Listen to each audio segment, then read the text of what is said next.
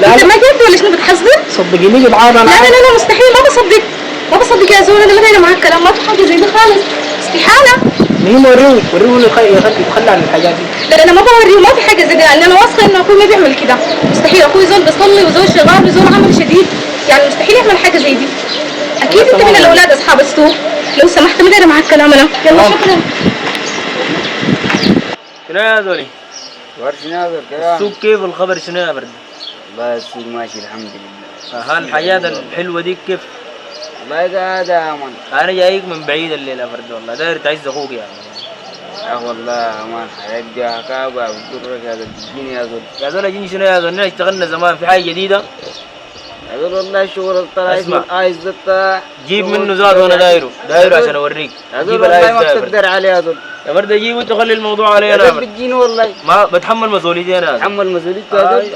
احنا شربنا عيال أكثر منه. نديك توش. ادينا يا زول، جيب يا زول. جيب الرهيبة تنقد يا زول، جيب سهل. أملاها الشغل ده. والله أملا لا دقيقة يا زول. أقول له حسن لك حاجة ما على مسؤوليتي. يا بشر انا بتحمل مسؤوليتي يا مكان اكسر الحنك. انجز يا زول، انا والله اموري جاي طيب. حساباتك كيف؟ هو حسابات ثقيله يا ما بنختلف يا زول. قدام يا برد. هذا يا برد اضعنا الشغل ده.